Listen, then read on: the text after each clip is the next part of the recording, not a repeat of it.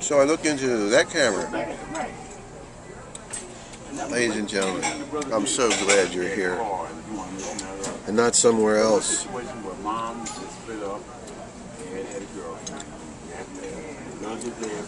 Friends are here. They came to watch you drink coffee. Oh, that's great coffee.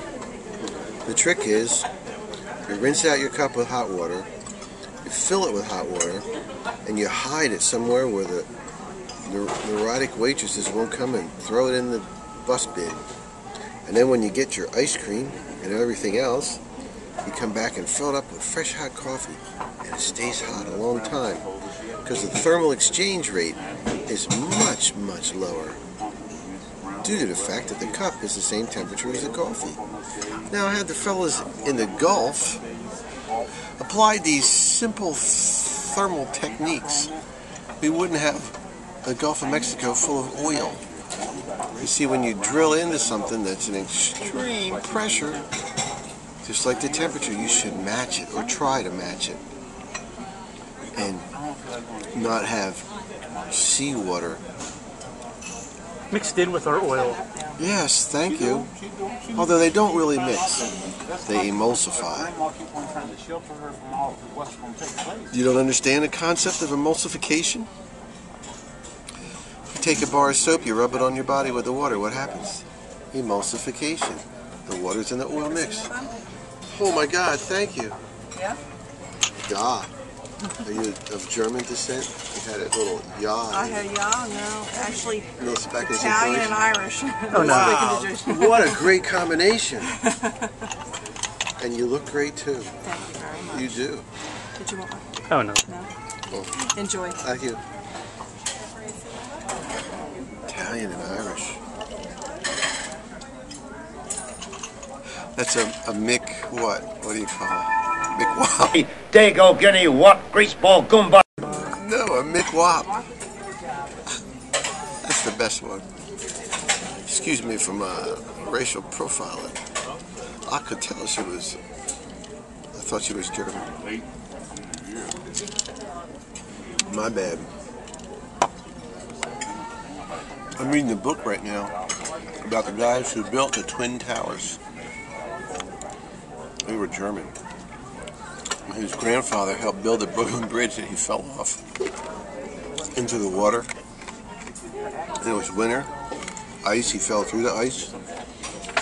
And his friends took him to the hospital, but in those days the hospitals were private and he was just a working bum from Germany and they wouldn't take him. So not only did he fall off the Brooklyn Bridge into the river, but now he's in a bouncy old car and they're taking him around from hospital to hospital. No one would accept him until they finally got to Bellevue. You've heard of Bellevue. Woo! They accept everybody. They have been since 1787, I think, or it was a very long time, like Revolutionary War time. I didn't even know they were there. But then he didn't like it there because the nurse wouldn't take his clothes off and he was wet. And by that time his wife had found out and she went, she got him out of there and she took care of him at home. I should have just taken him home in the first place. It was right around the corner.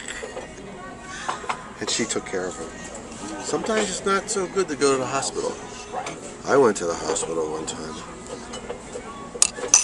One time. I had food poisoning. And one of the questions they asked me, where did you go? What restaurant? So I told her it was the Chuck Wagon. She said, oh, we get a lot of people from there.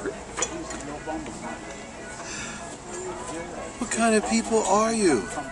That was the lady from, They Call Me, Mr. Tibbs. What was the name of that movie?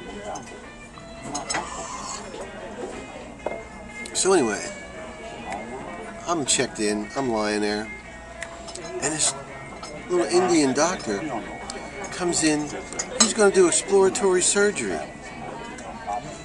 I got out of there. So this will be a lesson to you, never go to the hospital unless you think you're going to die. And as soon as you think you're not going to die, get out of there. Would you like a cinnamon bun? Some lady gave this to me.